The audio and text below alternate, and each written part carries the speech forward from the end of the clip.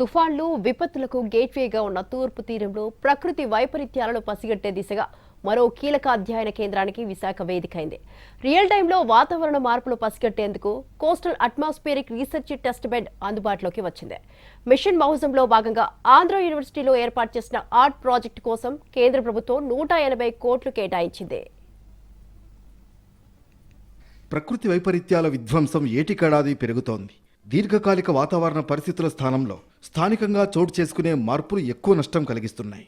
ఉష్ణోగ్రతలు విపరీతంగా పెరగడం, తుఫాన్లు, పిడుగులు, కుండపోత వర్షాలు, వరదలు, వడగాడ్పులు, ఇతర విపత్తులు అకస్మాత్తుగా సంభవిస్తున్నాయి. వీటికి సంబంధించిన హెచ్చరికలు ప్రజలకు చేరేలోపే ప్రాణ, ఆర్థిక నష్టం పెరిగిపోతోంది. ప్రపంచంలో శక్తివంతమైన ఆర్థిక వ్యవస్థగా ఎదగాలంటే ఈ నష్టాన్ని తగ్గించుకోవాలి. అందుకే ప్రభుత్వం, ఇతర సంస్థలు ప్రకృతి వైపరీత్యాలను పసిగట్టేందుకు ఖచ్చితత్వంతో కూడిన వాతావరణ అంచనాలు అందించేందుకు మినిస్ట్రీ ఆఫ్ ఎర్త్ సైన్సెస్ దృష్టి సారించింది. వివిధ రంగాలకు వేర్వేరుగా వాతావరణ అంచనాలు రూపొందించాలని డిమాండ్లు వినిపిస్తున్నాయి. ఈ మేరకు మిషన్ మౌసంలో భాగంగానే పుణేలోని Indian Institute of Tropical Meteorology ఆధ్వర్యంలో అట్మాస్ఫియరిక్ రీసెర్చ్ టెస్ట్ బెడ్లు ఏర్పాటు చేస్తుంది. దేశంలో 4వ ఏఆర్టీ కేంద్రం విశాఖ ఆంధ్ర యూనివర్సిటీలో ఏర్పాటైంది. తూర్పు తీరానికి తుఫాన్ల బెడద ఎక్కువ. హుదూద్ లాంటి సూపర్ సైక్లోన్ మిగిల్చిన నష్టం నుంచి తేరుకోవడానికి ఏళ్లు పడుతోంది.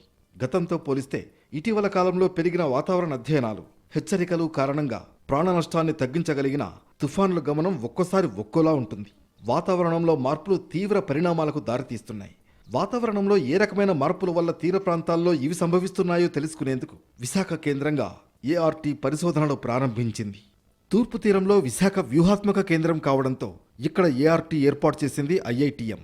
30కి పైగా పరికరాలతో నిరంతరం గాలితుంపరలు, మేఘాలు, గాలులు, రేడియేషన్ తదితరాలను పర్యవేక్షిస్తారు. వాతావరణంలో రసాయనాల ప్రభావం, అవి ప్రజల ఆరోగ్యంపై చూపే ప్రభావాన్ని నిశితంగా పరిశోధిస్తారు. ఋతుపవనాల గమనం, మేఘాలు ఏర్పడే ప్రక్రియ, భూమి వేడెక్కడాన్ని అధ్యయనం చేస్తుంది.